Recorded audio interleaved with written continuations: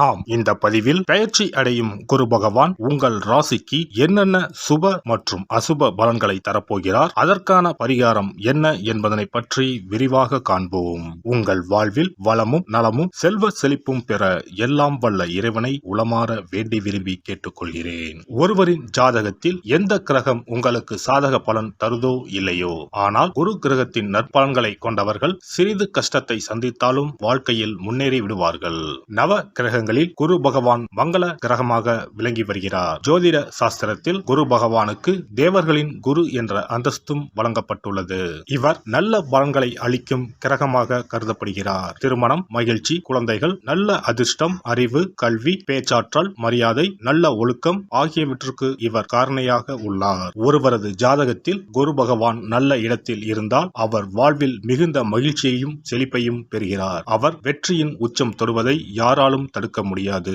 குருவின் அருள் பெற்ற நபர்களுக்கு அறிவாற்றல் மேம்பட்டு சமூகத்தில் நல்ல கௌரவமும் பெற்றிருப்பார்கள். 12 ஆண்டுகளுக்கு பிறகு குரு பகவான் ரிஷப ராசியில் பிரவேசிக்க உள்ளார். ஜோதிடத்தில் முக்கிய கிரக பெயர்ச்சிகளில் ஒன்றாக கருதப்படுவது குரு பெயர்ச்சி. இந்த ஆண்டு குரு பெயர்ச்சி 2024 மே 1ஆம் தேதி நடக்க உள்ளது.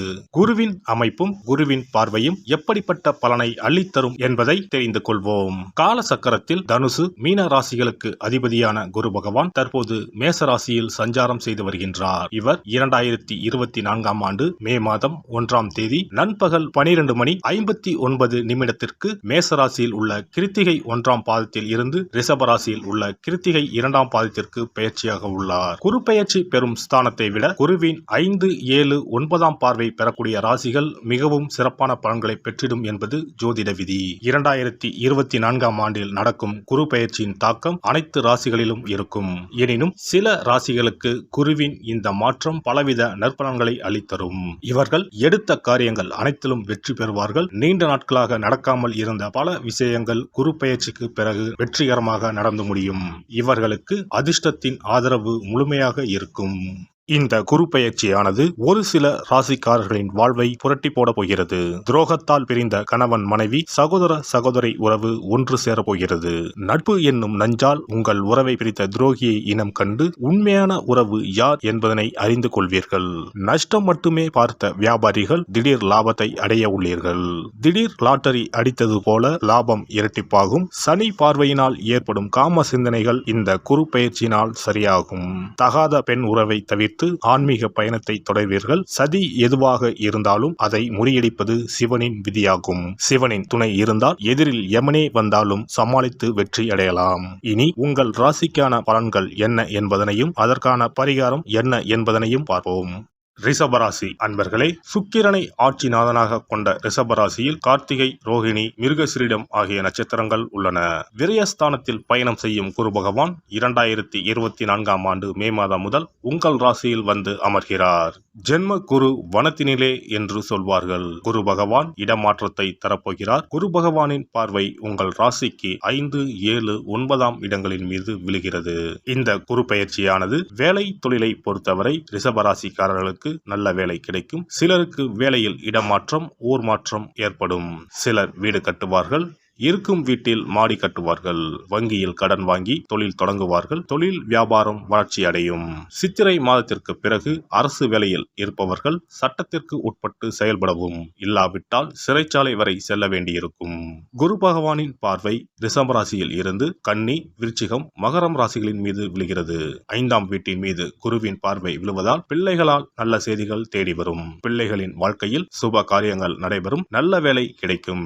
குருவின் பார்வை உங்கள் ராசிக்கு 7ஆம் வீட்டில் மீது விழுவதால் கணவன் மனைவி இடையே ஒற்றுமை அதிகரிக்கும். தம்பதியிடையே இருந்த பிரச்சனைகள் நீங்கி நெருக்கம் கூடும். குரு பகவானின் பார்வை உங்கள் ராசிக்கு 9ஆம் வீடான பாக்கியஸ்தானத்தின் மீது விழுவதால் வருமானம் அதிகரிக்கும். அதிகார பதவி, அரசு பதவியில் இருப்பவர்களின் அறிமுக உதவியும் கிடைக்கும். தந்தை வழி பூர்வீக சொத்துக்கள் கிடைக்கும். கௌரவ பதவிகள் கிடைக்கும். பணம் பல வழிகளில் இருந்தும் வரும். வங்கி கடனை அடைப்பீர்கள். குரு பகவான் உங்கள் ராசியில் கார்த்திகை, ரோகிணி ரோகிணி மிருகஸ்ரீடம் நட்சத்திரங்களில் பயணம் செய்யும் போது வருமானம் அதிகரிக்கும். செலவுகளை கட்டுப்படுத்தினால் மட்டுமே சேமிக்க முடியும். ரிஷபராசியில் பிறந்து ராகு திசை குரு திசை நடப்பவர்களுக்கு வெளிநாடு செல்லும் யோகம் உண்டாகும். ஜென்ம குரு சிலருக்கு இருக்கும் இடத்தை விட்டு வேறு இடத்திற்கு இடமாற்றத்தை தருவார். பதவி உயர்வுடன் கூடிய சம்பள உயர்வும் கிடைக்கும். அலுவலகத்தில் மேல் அதிகாரிகளின் ஆதரவு கிடைக்கும். உடல் ஆரோக்கியத்தில் கவனமும் அக்கறையும் தேவைப்படும். பெண்களுக்கு முக்கியமான வேலைகளில் தாமதம் உண்டாகும். வீண் பிரச்சனைகளை கண்டால் ஒதுங்கி சென்று விடுவது நல்லது. அரசியல்வாதிகளின் பெயர் புகழுக்கு களங்கங்கள் உண்டாகும். உடன் இருப்பவர்களே வீண் பிரச்சனைகளை ஏற்படுத்துவார்கள். பேச்சில் நிதானத்தை கடைபிடிப்பது நல்லது. எதிர்பாராத பயணங்களால் அனுகூலம் ஏற்பட்டு மன நிம்மதி உண்டாகும். அலைச்சல்கள் அதிகரிக்கும். கலைத்துறையினர் எதிர்பார்க்கும் வாய்ப்புகள் வந்து சேரும். தொழிலில் போட்டிகள் அதிகரித்து உங்களுக்கு கிடைக்கக்கூடிய வாய்ப்புகளை பிற கலைஞர்கள் தட்டி செல்வார்கள். புதிய வாய்ப்புகள் தடைப்படுவதால் தற்போது கிடைக்கும் வாய்ப்புகளை பயன்படுத்தி கொண்டால் பொருளாதார நெருக்கடிகளை சமாளிக்கலாம். மாணவர்களுக்கு கல்வியில் முன்னேற்றம் காண கூடுதலாக உழைக்க வேண்டியிருக்கும். எதிர்பார்த்த உதவிகள் கிடைக்கும். கார்த்திகை 2, 3, 4ஆம் பாதங்கள். இந்த குரு பெயர்ச்சியால் சின்ன விஷயங்களுக்கு கூட உங்களுக்கு கோபம் வரலாம். எனவே கோபத்தை கட்டுப்படுத்துவதன் மூலம் காரியங்கள் சாதகமாக நடைபெறும். எதிர்பாராத பண தேவை உண்டாகும் எனினும் அதை சாமர்த்தியமாக சமாளிப்பீர்கள். ரோகிணி நட்சத்திரம். இந்த குரு பெயர்ச்சியால் எதிலும் இழுபறியான நிலை காணப்படும். அடுத்தவர்களால் தொல்லைகள் உண்டாகலாம். கவனம் தேவை.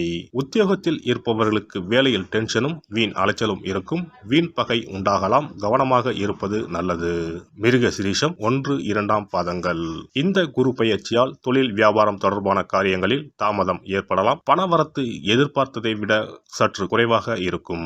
கடன் விஷயங்களை தள்ளி போடுவது நல்லது. புதிய நபர்களுக்கு பொருட்களை சப்ளை செய்யும் போது கவனம் தேவை. ஸ்ரீரங்கம் ரங்கநாதரை வணங்குவதால் வாழ்க்கையில் சுபிட்சம் உண்டாகும். குரு பெயர்ச்சி சிறப்பு பரிகாரம். ஜாதகத்தில் குரு நல்ல இடத்தில் இல்லாமல் இருந்தாலோ கோசார ரீதியாக கொடூரமானவராக இருந்தாலோ குரு தோஷம் நீங்க பரிகாரம் செய்ய வேண்டும். தீய பலன்கள் குறையவும் நல்ல பலன்கள் அளவுக்கு அதிகமாக நடைபெறவும் குரு பகவானுக்கு செய்யும் பரிகார முறைகள் உதவும். வியாழக்கிழமை தோறும் தட்சிணாமூர்த்தி வழிபாடு செய்வது சிறப்பான பலன்களை கொடுக்கும். வியாழன் அன்று குரு ஓரையில் நல்ல நேரத்தில் குருவிற்கு உரிய கோலத்தை வடகிழக்கு திசையில் கோலமிட்டு அதன் மேல் முல்லை மலர்கள் பரப்பி குரு எந்திரத்தை வைத்து அதற்கு முல்லை மலர் சூட்டி சந்தன பொட்டிட்டு பொன்னிற தட்டில் கொண்டை கடலை வைத்து தூப தீபம் காட்டி குரு காயத்ரி மந்திரத்தை 108 முறை மன ஒருமையுடன் கூறினால் குருவால் ஏற்பட்ட தீய பலன்கள் விலகும். நல்ல பலன்கள் மேலும் மேலும் அதிகரிக்கும். வியாழக்கிழமை அன்று வீட்டில் நெய் தீபம் ஏற்றி வழிபடுதல். குருவுக்கு உரிய வஸ்திரம் தானியம் கொண்டு வழிபடுதல் நல்லது. வியாழன் அன்று குரு பகவானுக்கு சிறப்பு அபிஷேகம் செய்து மஞ்சள் நிற ஆடை அணிவித்து புஷ்பராகம் வெண் முல்லை மலர்களால் அலங்கரித்து குருவுக்கு உரிய மூல மந்திரத்தினை ஓதி வணங்கி வர குரு கிரக தோஷம் நீங்கும். மஞ்சள் நிற ஆடையை உடுத்துவது, புஷ்பராக மணியை அணிவது, மஞ்சள் நிற ஆடை, கடலை, தானியம் ஆகியவற்றை தானம் செய்வது, வியாழக்கிழமைகளில் விரதங்களை மேற்கொள்வது ஆகியவற்றால் குருதோஷ பரிகாரங்களை செய்யலாம். உங்களால் முடிந்த அளவிற்கு ஏழை எளியோருக்கு தானம் தர்மம் செய்தால் வாழ்க்கையில் அமைதி கிடைக்கும்.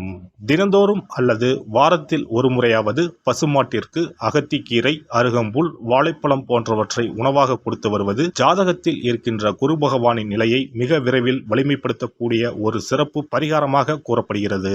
ஜாதகத்தில் குரு வலிமை இழந்திருக்கும் நிலையில் வியாழக்கிழமைகளில் அவருக்கு உரிய மஞ்சள் நிறத்தில் இருக்கும் லட்டுகளை வாங்கி தட்சிணாமூர்த்திக்கு நைவேத்தியம் செய்து கோவிலுக்கு வரும் பக்தர்களுக்கு வழங்குவதும் மங்களகரமான மஞ்சள் நிற பொருட்களை பிறருக்கு தானம் கொடுப்பதும் சிறந்த பரிகாரங்களாகும். குரு பகவானின் பரிபூர்ணமான அருள் கிடைக்க கோவில்களில் நடைபெறும் யாக பூஜைகளுக்கு தேவையான பொருட்களை வாங்கி தரலாம். ஒரு முறையாவது ஆலங்குடி சென்று குரு பகவானை வழிபாடு செய்து வாருங்கள். அல்லது தஞ்சாவூர் அருகே இருக்கக்கூடிய திட்டைக்கு சென்று ராஜகுருவாக இருக்கும் குரு பகவானை வணங்கினால் மலையளவு இருக்கக்கூடிய கஷ்டங்கள் கூட கடுகளவு குறையும். குலதெய்வ வழிபாடு நன்மை பயக்கும். முடிந்தால் மாதம் ஒரு முறை குலதெய்வ கோவிலுக்கு சென்று வழிபட்டு வருவது நல்லது. ஒரு முறை திருச்செந்தூர் சென்று முருகப்பெருமானை வழிபட்டு வந்தால் இந்த குரு பெயர்ச்சி சிறப்பான பலன்களை தரும். உங்களின் வாழ்க்கையில் பொருள் ஈட்டும் முயற்சிகள் அனைத்தையும் வியாழக்கிழமைகளில் தொடங்குவதும் நல்ல பலனை கொடுக்கும். குறிப்பாக வியாழக்கிழமைகளில் வருகின்ற ஏகாதசி தினங்களில் நற்காரியங்களை தொடங்கினால் நன்மைகளை பெறலாம். வியாழக்கிழமைகளில் தங்கள் சக்திக்கு இயன்றளவில் அன்னதானம் செய்வது குரு பகவானின் நல்லருளை உங்களுக்கு பெற்றுத்தரும்.